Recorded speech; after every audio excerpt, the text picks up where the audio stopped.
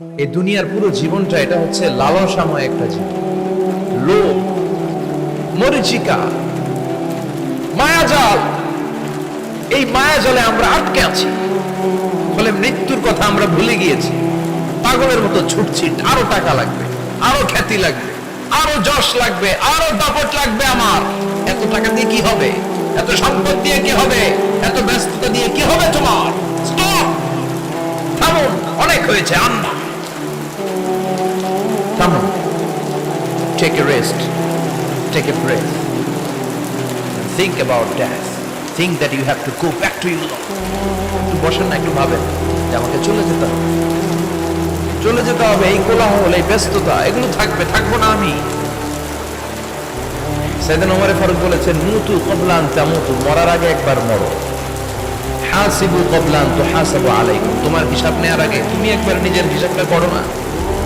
কাগজ বের করে একটু লিখো না, কি কি ভালো কাজ করছিলা, যেগুলো দিয়ে নাজাতের ওসিলা হতে পারে।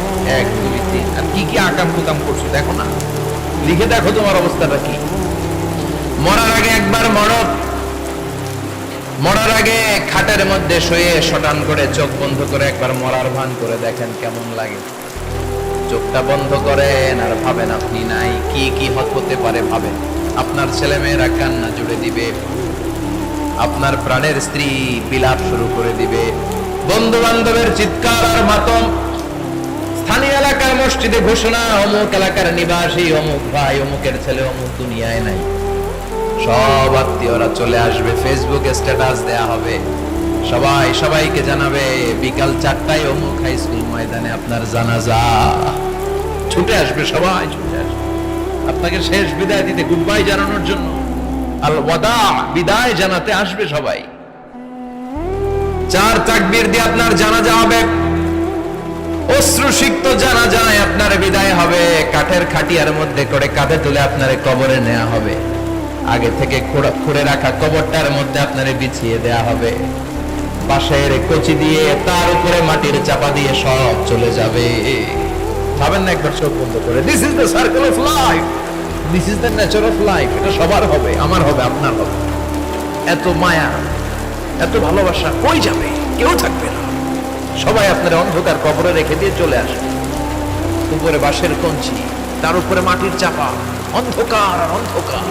এই অন্ধকার যেন শেষ হতে চায় না, শুধুই অন্ধকার, ঠিক কিনা? এজন্য আমাদের চলে যেতে হবে। দাদা গেল, চাচা গেল, মামা গেল, আমাদেরকেও যেতে হবে, জোরে কোন ঠিক কিনা? একদিন মাটির ভেতরে হবে ঘরে মন আমার, কেন বন্ধ দালান ঘর, প্রাণ পাখি উড়ে যাবে পিঞ্জর ছেড়ে।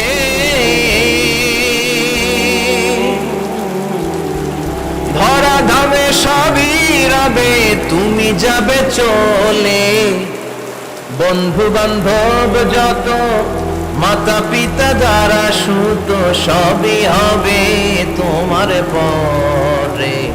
মন আমার কেন বন্ধ দালান ঘর, একদিন মাটির ভেতরে হবে ঘরে মন আমার, কেন বন্ধ দালান ঘর, ঠিক কিনা? সব করে থাকবে, চলে যেতে হবে আমাদেরকে। এজন্য আখিরাতের কথা যেন আমাদের স্মরণ হয়। বিষ্ণুই বলতেন, নাহাইতুকুমান জিয়ারাতিল কুবুর, আমি তোমাদেরকে কবর জিয়ারত করতে আগে নিষেধ করতাম, কিন্তু এখন নিষেধাজ্ঞা প্রত্যাহার করে নিলাম। এখন সব সময় তোমরা কবরের সামনে যাবা আর জিয়ারত করবা। কবরস্থানে জানতো, বড়ুয়া কৃষ্ণপুরের এই গ্রামের কবরস্থান আছে কোন দিকে? পূর্ব দিকে আছে, গোখরার জলের ওদিকে। জান আপনারা? একটু যাবেন, একটু গেলে আখিরাতের কথাটা স্মরণ হবে। ওখানে ছোট শিশুরা শুয়ে আছে, কিশোর যুবকরা আছে, আপনার মতো তাগড়া যুবক, মুরব্বীরা আছে। এরা এই এলাকায় থাকতো, এরা আকাশ থেকে নেমে আসে না, এই এলাকার সন্তান আজ নাই। একটা সার্টেন পিরিয়ড শেষে আপনিও থাকবেন। This is the nature of life, this is the circle of life. ছোট্ট শিশু হয়ে এসেছিলেন, শৈশব, কৈশোর, যৌবন, প্রৌঢ়ত্ব। আগে ছিলেন সিঙ্গেল, বিয়ে করে হয়ে গেলেন ডবল। এরপরে আল্লাহ আপনাকে একটা মেয়ে দিল, এরপরে মেয়েকে বিয়ে দিয়ে শ্বশুর হলেন, এরপরে ওই মেয়ের ঘরে সন্তান হতে নানা হলেন। আর কতদিন? অনেক দিন হলো তো, অনেক লম্বা সময় পেয়েছেন আপনি। থিঙ্ক অ্যাবাউট দ্যাট, এবার যাওয়ার কথা ভাবেন, আখিরাতের সামানের কথা ভাবেন, ফিরে যেতে হবে। কি শক্তিশালী যুবক, বার্ধক্য চলে আসলে লাঠি ছাড়া চলতে পারে না। কুচকুচে কালো দাড়ি সাদা হয়ে যায়, দাড়ির শুভ্রতা, বয়সের ভার, রং ধরা যৌবন জং ধরে শেষ, ঠিক কিনা? This is the circle of life. যুবক ভাইরা, এটাই জীবন, চলে যেতে হবে, কেউ থাকতে পারবে না, ঠিক কিনা? এটা রিমাইন্ডার আল্লাহ এই সূরার ভিতরে দিয়েছে যে তোমাদেরকে ফিরে যেতে হবে। এই লোভ লালসা ছেড়ে দাও। রব্বুল আলামিন বলেন, আলহাকুমুত তাকাসুর হাত্তা যুরতুমুল মাকাবির। ও গোলাম, দুনিয়ার সম্পদ, লোভ লালসা তোদেরকে পাগল বানিয়ে দিয়েছে। এই লোভ পাগলামি কোনোদিন তোদের থামবে না যতদিন না তোরা কবরে ঢুকবি, ঠিক কিনা? কার কথা? আল্লাহ বললেন, দুনিয়ার সম্পদ আর লোভ আর মোহে তোমরা গাফেল হয়ে গিয়েছো। আখিরাতের কথা বেমালুম তোমরা ভুলে গিয়েছো, কিন্তু আখিরাতে তোমাদের যেতেই হবে, কবরের বাড়িতে তোমাদের ঢুকতেই হবে, ঠিক কিনা? যেতেই হবে, আমরা ভুলে যাই। আলহাকুমুত তাকাসুর, অতিরিক্ত পাওয়ার লোভ, বেশি বেশি খাওয়ার লোভ, বেশি বেশি জমানোর লোভ মানুষকে গাফেল বানিয়ে দিয়েছে। এটা মানুষের স্বভাব, আরো চাই আরো চাই, এই স্বভাবটা আছে না নাই? দেখবেন ছোট বাচ্চারা মসজিদের দোয়া অনুষ্ঠান শেষে জিলাপি দেয় না? হরে কৃষ্ণ করে কি দেয়? আগে বাতাসা দিত না, এখন কি দেয়? জিলাপি দেয়, মিষ্টি দেয়। তো মসজিদের 2-3 গেট থেকে যদি দেয়, ছোট বাচ্চারা দেখবেন এদিক দিয়ে কয়েকটা নিয়ে আবার ওই গেটে লাইন ধরে। ওর হাত হলো ছোট হাত, ওর হাত ভর্তি জিলাপি, আর নেওয়ার জায়গা নেই, এরপর আরেক জায়গায় লাইন ধরছে, আরো লাগবে আরো লাগবে, এই আরো আরো আরো চাই। এই স্বভাবটাই মানুষকে কুড়ে কুড়ে শেষ করে দিয়েছে। এত লাগবে কেন? তো চাহিদার কোনো শেষ নাই, unlimited demand of human being. যার আছে বেশি তার চাই বেশি, যার সাইকেল আছে তার হুন্ডা চাই, হুন্ডা আছে তো প্রাইভেট কার চাই, প্রাইভেট কার আছে তো প্লেন চাই, প্লেন আছে তো হেলিকপ্টার চাই, হেলিকপ্টার আছে তো ওইটা চাই, ওইটা আছে তো সেটা চাই, ঠিক কিনা? এলাকার মেম্বার যে হয়েছে চেয়ারম্যান হতে চায়, আছে না নাই? চেয়ারম্যান সাহেব এমপি হতে চায়, আছে না নাই? এমপি সাহেব মন্ত্রী হতে চায়, আছে না নাই? মন্ত্রী সাহেব প্রধানমন্ত্রী হতে চায়, আছে না নাই? কিন্তু এই দেশে সুযোগ নাই। কথা কর, এই দেশে প্রধানমন্ত্রী সিলেক্টেড, 2-3 জনের বাইরে কেউ প্রধানমন্ত্রী হতে পারবি না, ঠিক কিনা?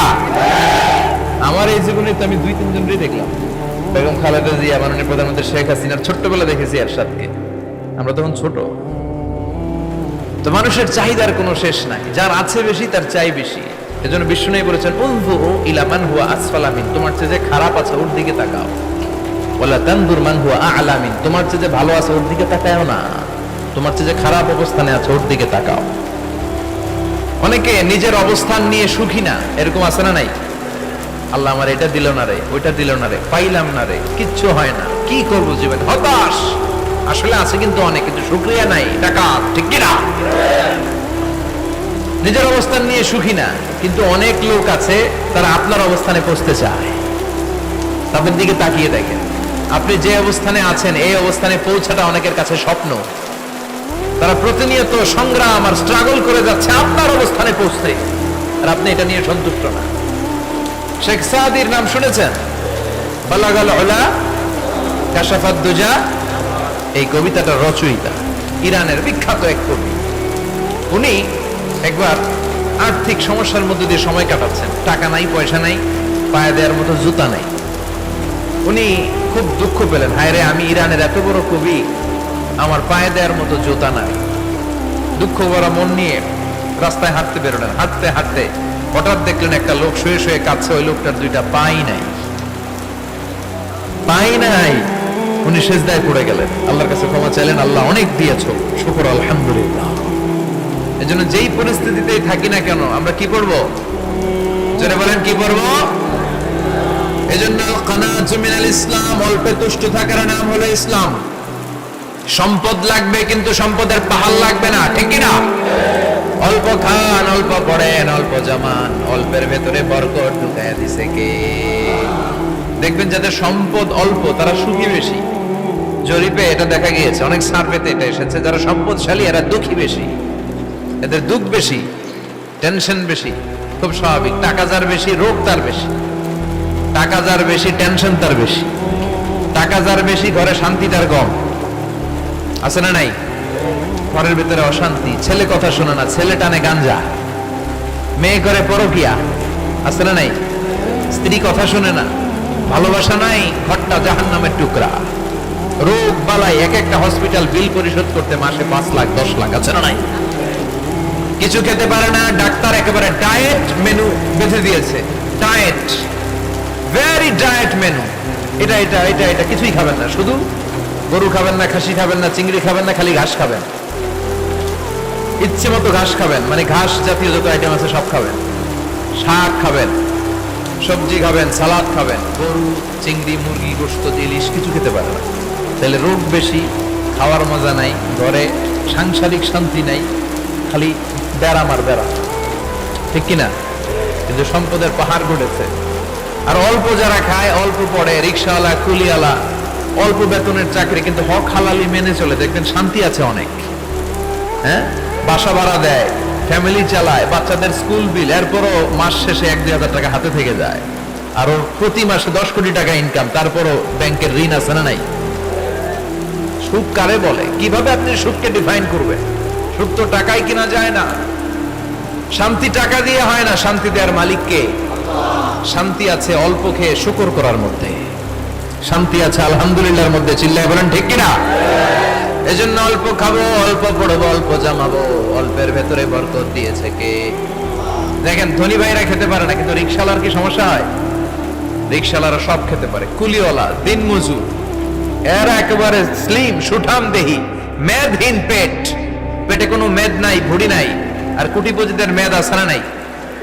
এত বড় বড় পেট। ঠিক কিনা?